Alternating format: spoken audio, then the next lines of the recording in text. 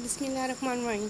तो आप देखेंगे अर्तुगरुल गाज़ी में अर्तुगरुल जब जिरगे के लिए बुलाता है तो सब इससे सरदार बनने के लिए इनकार करते हैं। इसमें तुर्तिकीन और पूरा जिरगा जो है अर्तुगरुल की सरदारी, जो कि सिपाहियों की सरदारी लेना चाहता था, इनकार करते हैं। अर्तुगरुल को इस बात की बिल्कुल उम्मीद नहीं थी कि उसकी माँ भी जो है उसके सरदार बनने के ख़िलाफ़ होगी, उसको सिपाहियों की जानिबदारी नहीं दी जाएगी। तो वो सब जो है अर्तुगरुल के मुखालिफ हाथ खड़ा करते हैं।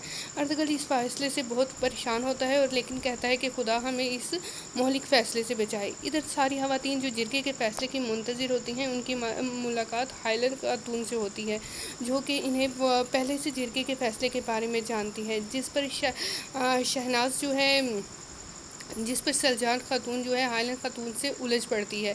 और सुल्तान को कि उससे बहुत बड़ी गलती हो गई। उसने माँ को बता दिया, उसने हाइमा खातून को बता दिया था कि उसके हाथ ज़ख्मी है, इसलिए हाइमा खातून ने उसकी पैरवी नहीं की।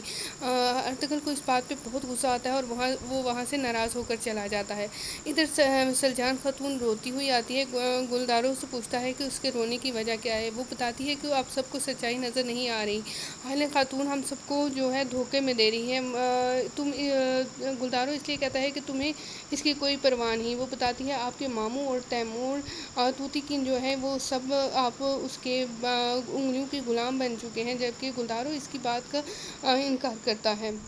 फिर हम देखते हैं कि रोशनी अर्तुगरुल की सफाई देने आती है, लेकिन हम देखते हैं कोचा बख्श जो है, हम आगे देखेंगे कोचा बख्श जो है वो एक मंगोल से मिलता है कि इतने में अर्तुगरुल आ जाता है। वो उसे बताता है कि उसका घोड़ा गिर गया था। अर्तुगरुल उसके घोड़े को चेक करता है, जबकि उसे ऐसी कोई बात नज़र नहीं आती।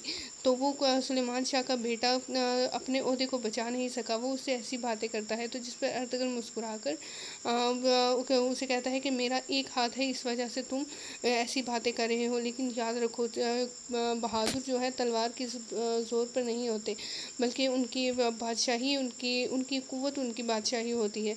इधर अब्दुल रहमान को तुर्तिकीन के सिपाही लेने आते हैं, तो कैद खाने में लेने आते हैं, तो तुर्गत को अपना माजी याद आ जाता है, तो वो गुस्से पे उन पे भड़क पड़ता है।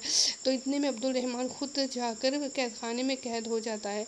अर्तुगरुल जो इस सूरत हाल से बहुत परेशान है, वो सोचता है कि सब मेरे ख़िलाफ़ हो गए हैं, मुझे कहते हैं कि मुझे हद से नहीं जाना चाहिए, मुझे मज़लूमों की उम्मीद बनने से रोक रहे हैं, लेकिन वो कहता है कि वो इससे कभी नहीं रुकेगा। ये सिर्फ़ इसलिए है कि वो तलवार नहीं पकड़ सकते, जबकि नोयान हमज़ा को पूरी तरह अपने काबू में कर चुका है। वो उसे फ़ातेह बनाना चाहता है, उसे कबीले का सरदार बनाना चाहता है।